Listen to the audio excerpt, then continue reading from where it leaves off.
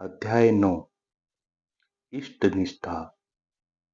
अब हम इष्ट निष्ठा के संबंध में विचार करेंगे। जो भक्त होना चाहता है उसे यह जान लेना चाहिए कि जितने मत हैं उतने ही पथ हैं। उसे यह अवश्य जान लेना चाहिए कि विभिन्न धर्मों के भिन्न भिन्न संप्रदाय उसी प्रभु की महिमा की अभिव्यक्तियां हैं। लोग तुम्हें कितने नामों से पुकारते हैं। लोगों ने विभिन्न नामों से तुम्हें विभाजित सा कर दिया है, परंतु फिर भी प्रत्येक नाम में तुम्हारी पूर्ण शक्ति वर्तमान है।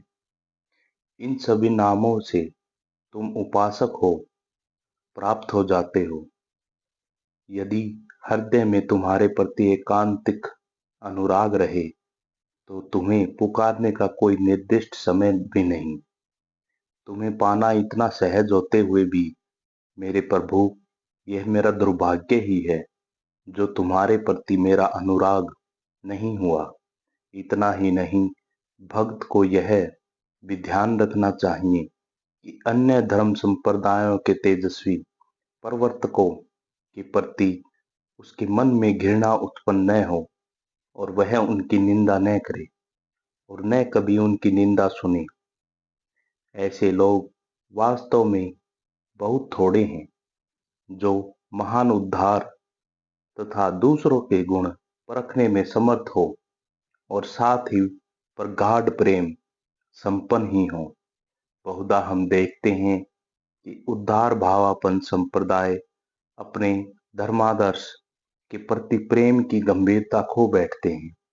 उनके लिए धर्म एक प्रकार से सामाजिक और राजनीतिक भाव में रंगी एक समिति के रूप में ही रह जाता है।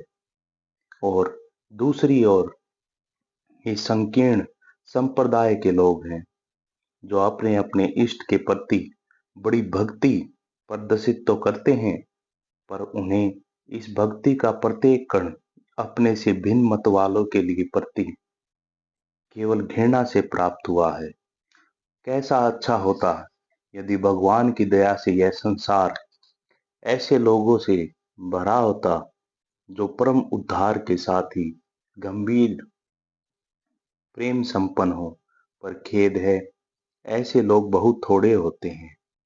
फिर भी हम जानते हैं कि बहुत से लोगों को ऐसे आदर्श में शिक्षित करना संभव है जिसमें प्रेम की गंभीरता और उदारता का अपूर्व सामंजस्य हो, और ऐसा करने का उपाय है यह इष्ट निष्ठा। भिन्न भिन्न धर्मों के भिन्न भिन्न संप्रदाय मनुष्य जाति के सम्मुख केवल एक एक आदर्श रखते हैं, परंतु सनातन वेदांत धर्म ने तो भगवान के मंदिर में प्रवेश करने के लिए अनेकानेक मार्ग खोल दिए हैं और मनुष्य जाति के सम्मुख असंख्य आदर्श उपस्थित कर दिए हैं। इन आदर्शों में से प्रत्येक उस अनंत स्वरूप भगवान की एक अभिव्यक्ति है। परम करुणा के वश में वेदांत मुमुक्ष नर नारियों को वे सब विभिन्न मार्ग दिखा देता है जो अतीत और वर्तमान में तेजस्वी ईश्वर कन्यों या ईश्वर अवतारों द्वारा किए गए हैं, और वह हाथ बढ़ाकर सबका यहाँ तक कि भविष्य में होने वाले लोगों का भी उस सत्य और आनंद के धाम में स्वागत करता है जो मनुष्य की आत्मा माया जाल से मुक्त हो संपूर्ण स्वाधीनता और अनंत आनंद में विभोर होकर रहती है। अतः भक्ति योग हमें इस बात का आदेश देता है कि हम भगवत प्राप्ति के विभिन्न मार्गों में से किसी के भी प्रति घृणा न करें, किसी को भी अस्वीकार न करें। फिर भी जब तक पौधा छोटा रहे, जब तक वह बढ़कर एक बड़ा पेड़ न हो जाए, तब तक उसी चारों ओर से रुद्र रहना रखना आवश्यक है। आध्यात्मिक का यह छोटा पौधा यदि आरंभिक अपरिपक्व दशा में ही भाव को आदर्शों को सत परिवर्तन के लिए खुला रहे तो वह मर जाएगा। बहुत से लोग धार्मिक उदारता के नाम पर अपने आदर्शों को अनवरत बदलते रहते हैं और इस प्रकार अपनी व्यर्थ की उत्सुकता तृप्त करते रहते हैं।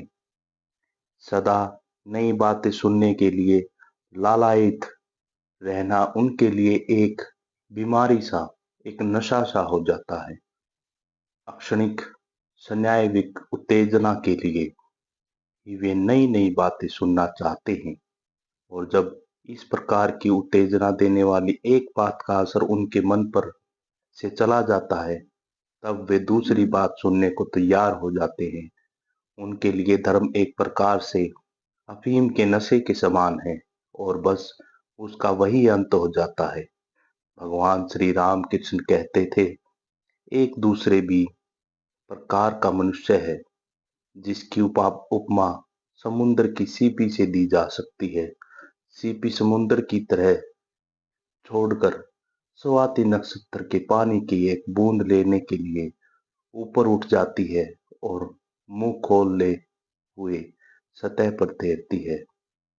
जो ही उसमें उस नक्षत्र का एक बूंद पानी पड़ता है, त्यों ही वह मुंह बंद करके एकदम समुद्र की तह में चली जाती है और फिर ऊपर नहीं आती।